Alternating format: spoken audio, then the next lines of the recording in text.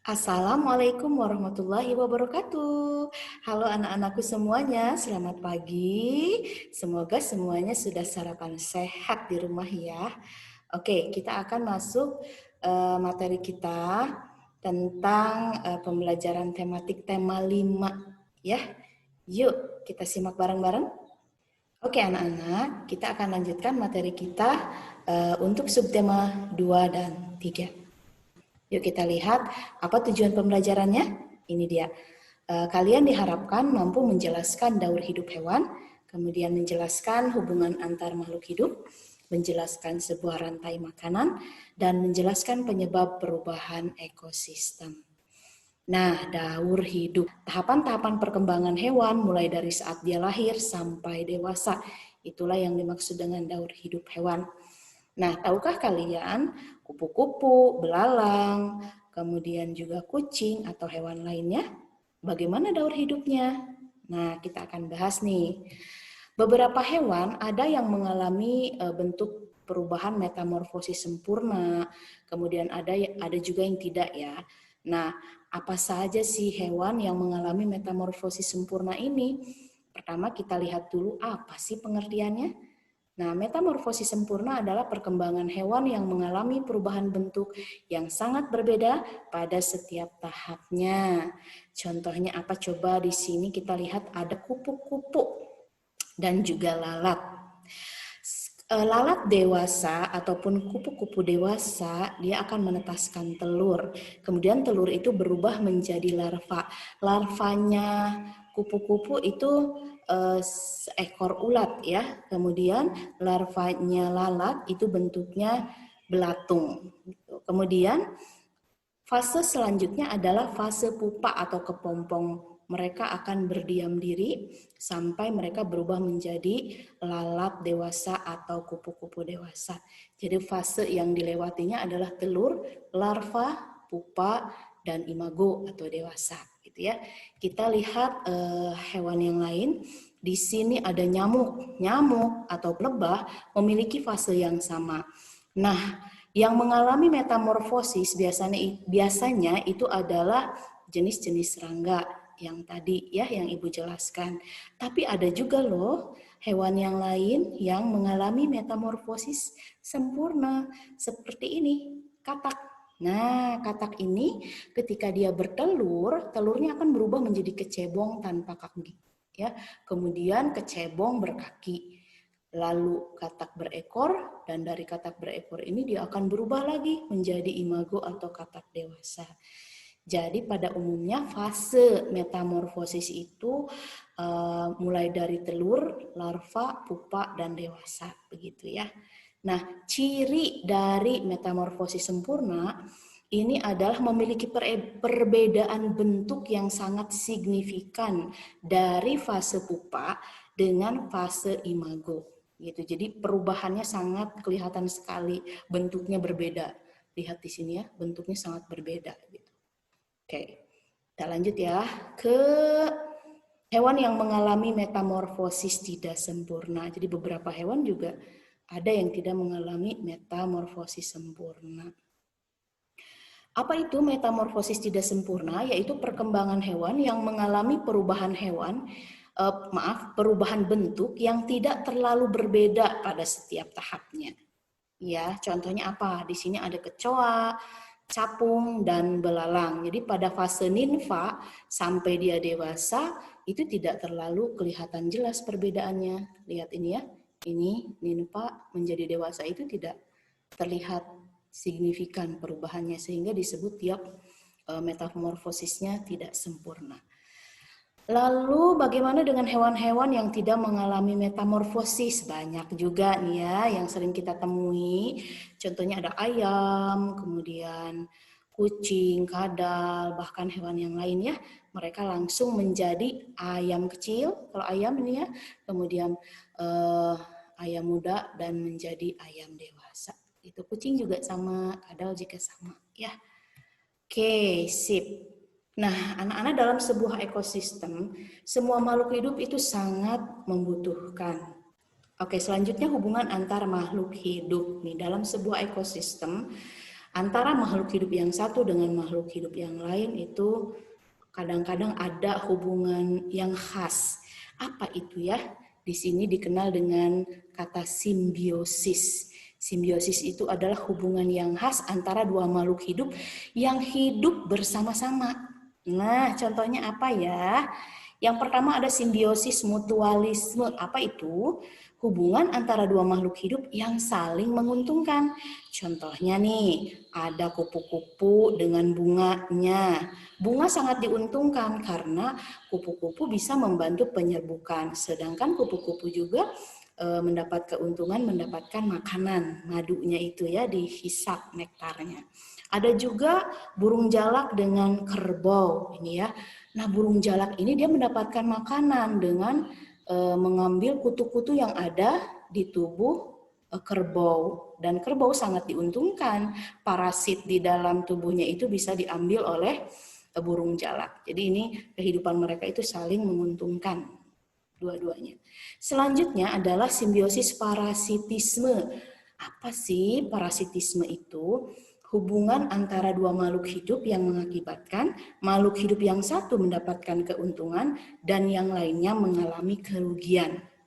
Contohnya nih seekor kutu. Kalau kita nih ada kutu di rambut, mengganggu tidak? Atau nyamuk kena kulit, mengganggu tidak? Nah, pasti mengganggu kan? Itu parasit buat tubuh kita. Atau juga untuk hewan-hewan lainnya. Nah, sedangkan kutu ataupun nyamuk itu dia mendapatkan makanan, jadi hanya mereka yang untung, sedangkan kita dirugikan. Ya, yang kedua ini ada tumbuhan tali putri ya, ini di tanaman pagar biasanya, dan juga ini bunga bangkai pada tumbuhan inangnya. Mereka disebut sebagai parasit karena mereka menyerap sari-sari makanan pada pohon inangnya, sehingga lama-kelamaan pohon inangnya akan mati dan rusak gitu ya. Jadi yang satu mendapat keuntungan dan yang satu mendapat kerugian.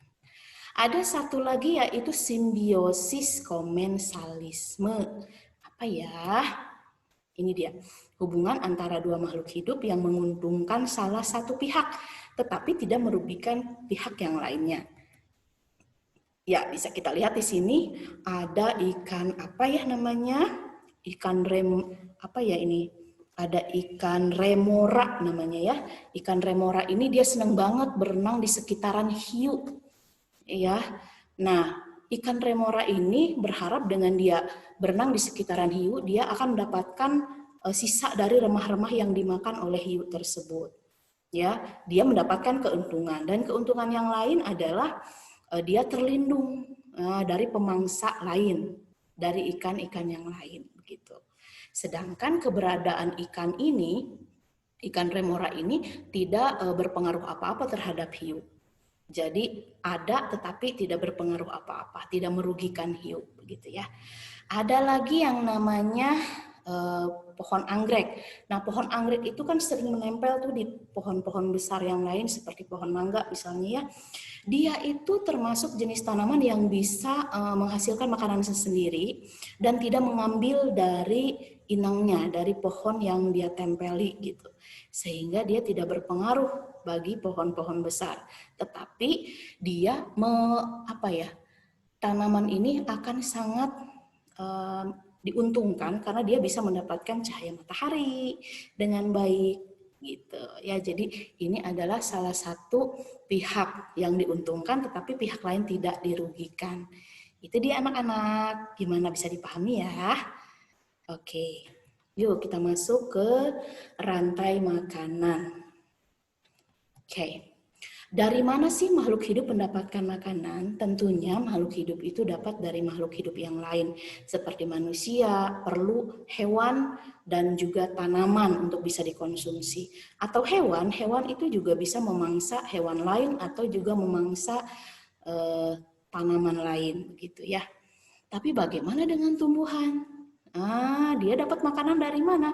Dia dapat makanan dari unsur hara yang ada di dalam lingkungan abiotiknya, gitu ya.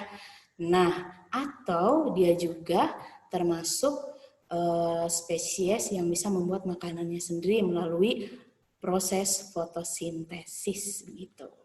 Sehingga tumbuhan ini bisa disebut sebagai produsen ya. Apa itu rantai makanan? Nah, coba dilihat ya. Di sini ada proses di mana padi dimakan oleh tikus, tikus itu dimakan oleh ular, ular dimakan oleh elang, dan elang setelah mati dia dimakan oleh dekomposer. Nah, dekomposer itu bila bersatu dengan lingkungan abiotik, dia akan menjadi nutrisi untuk tanaman-tanaman sehingga bisa berkembang dengan baik. Tanaman bisa menghasilkan yang namanya makanan sehingga dia disebut sebagai produsen. Tikus ini disebut konsumen tingkat 1.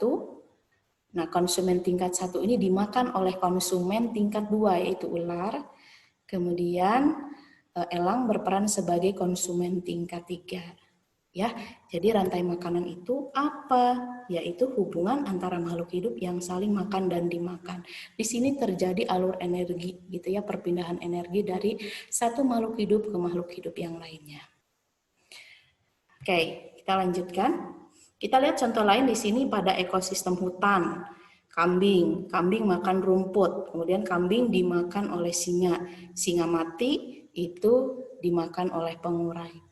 Ada lagi nih pada ekosistem air laut ya, fitoplankton. Fitoplankton ini berperan sebagai produsen utama karena ini fitoplankton ini disebut sebagai tumbuhan yang sangat kecil, dia bisa berfotosintesis. Dia dimakan oleh zooplankton, zooplankton dimakan ikan kecil oleh ikan besar bisa dimakan oleh paus bergigi, dan paus bergigi bila mati akan diuraikan lagi. Nah, bila sudah diuraikan akan jadi nutrisi lagi untuk fitoplankton. Begitu ya anak-anak? Bisa dipahami ya, ini sebuah rantai makanan. Di sekeliling kita itu banyak banget. Nah, penyebab perubahan ekosistem. Coba perhatikan, makhluk hidup itu tidak hanya makan satu jenis makanan. Mereka memiliki pilihan-pilihan. Saat misalnya ular sawah, dia harusnya makan tikus sawah, tapi tikus sawahnya itu populasinya berkurang karena populasi padi juga berkurang, maka dia akan mencari makanan lain. Bisa saja dia mencari katak untuk dimakan. Tapi saat katak ini tidak ada, maka apa yang terjadi bila makanan ular pada habitatnya tidak ada? Dia bisa lari ke rumah-rumah penduduk. Untuk apa? Mencari anak ayam untuk dimakan. Sehingga tidak heran kalau kita sering mendengar banyak ya hewan-hewan yang lari ke perumahan penduduk hanya untuk mencari makanan. Karena mungkin ada sesuatu yang berubah di situ. Jaring-jaring makanannya terganggu. Ya, rantai makanannya ada yang terganggu. Nah, apa yang menyebabkan itu? Kita lihat di sini yang pertama adalah faktor alam. Ya, bisa merupakan penyebab kerusakan ekosistem. Contohnya gempa bumi, kebakaran karena cuaca panas, banjir, longsor, dan tsunami. Kemudian yang kedua ada faktor manusia. Apa? Perburuan hewan yang tidak terkendali, pemakaian pupuk kimia berlebihan, kemudian pembuangan sampah dan limbah, atau kegiatan yang mencemari lingkungan lainnya. Ya, itu dia anak-anak tentang materi ini. Mari kita berlatih, amati lingkungan sekitarmu, gambarlah sebuah daur hidup hewan di buku gambarmu, fotokan dan kirim japri ke Ibu ya. Oke, terima kasih banyak untuk perhatiannya. Ibu sangat senang sekali kita bisa belajar hari ini. Mohon maaf untuk semua kekurangan. Cobalah untuk bersikap bijak kepada lingkungan sekitarmu dan sayangi mereka. Assalamualaikum warahmatullahi wabarakatuh. See you.